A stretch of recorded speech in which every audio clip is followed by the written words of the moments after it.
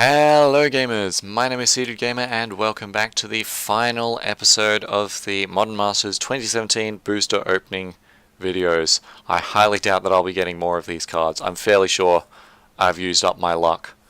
But we're going to get cracking into this final booster right here. Let's see if we get something good. I don't know if we're going to be able to beat the Scalding Tarn from yesterday, but dang it if we're not going to try. So, what do we have? We have a Spike Jester, black and a red for a 3/1 Goblin Warrior with haste. Hey, it's 3 damage on turn 2. That's strong. If you can go turn 1 Goblin Guide, turn 2 Spike Jester, you're feeling pretty good about life. You're feeling pretty good.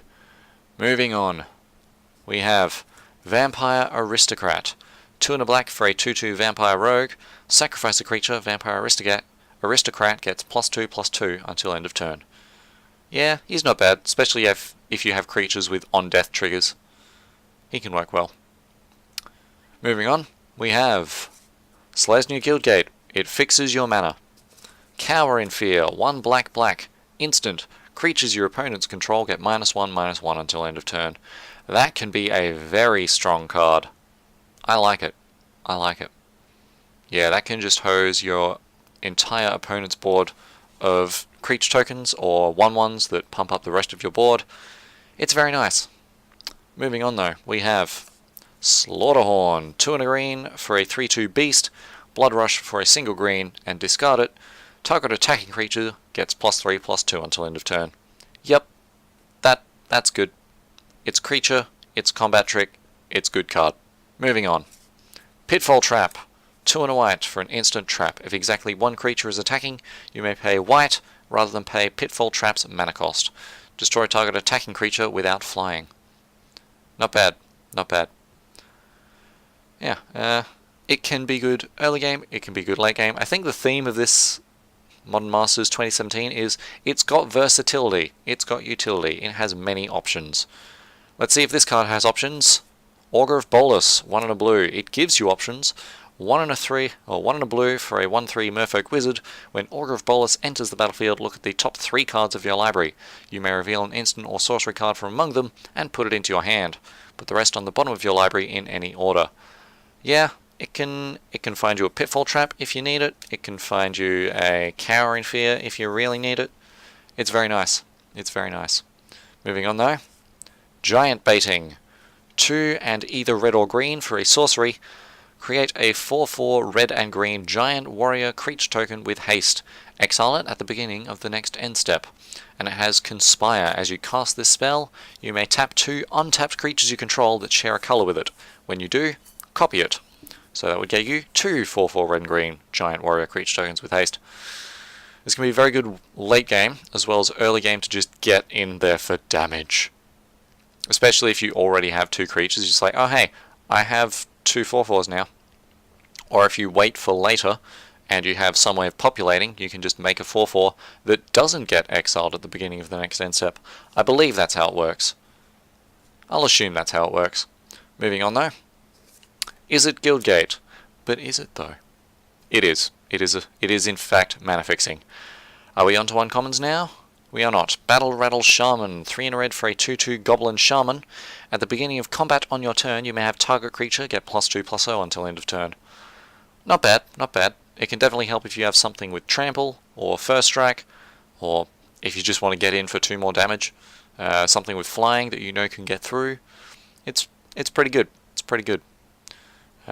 Moving on, we have our first uncommon, Arcane Sanctum.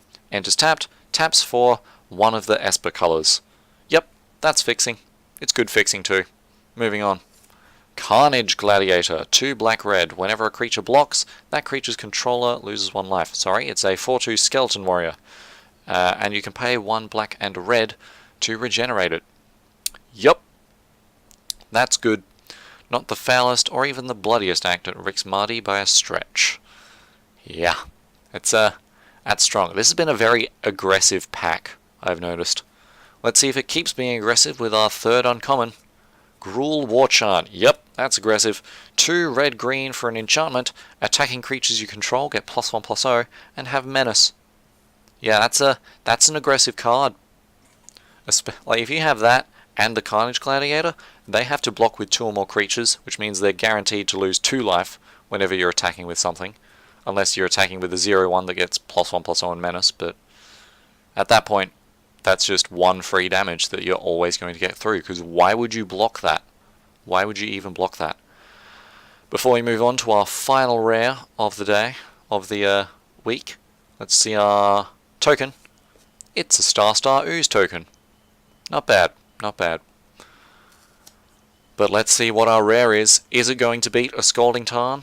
Survey says no. But what does the pack say? Pack says Marsh Flats.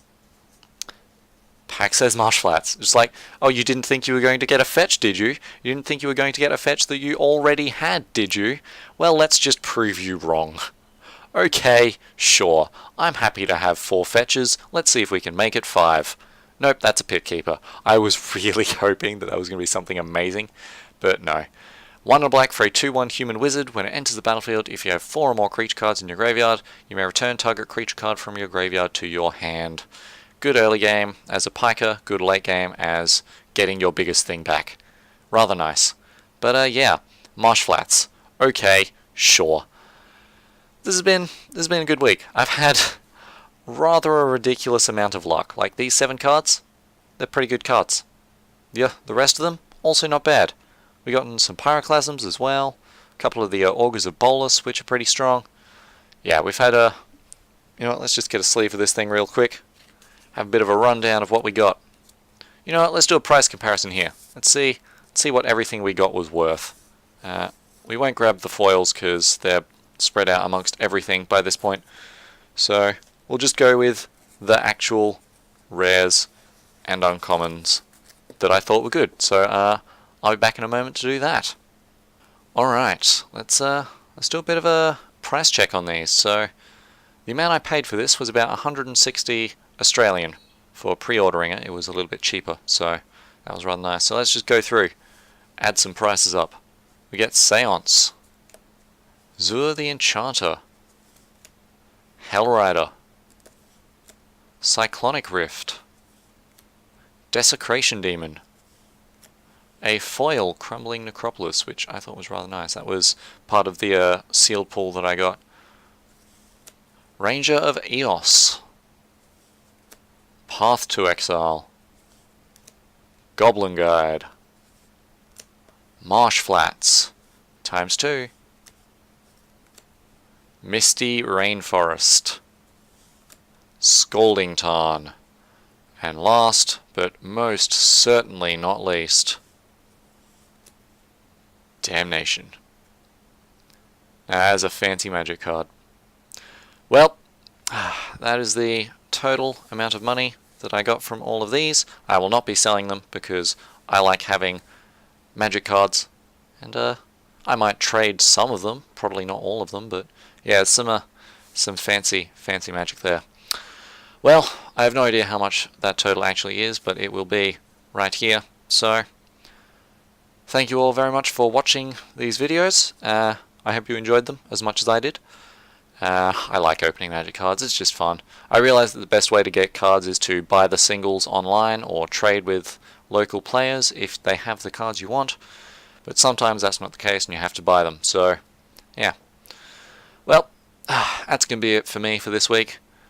If I end up getting more of these boosters, then I'll open them. If I get more boosters for winning drafts, then I'll open them. But for now, I will see you guys later. Bye.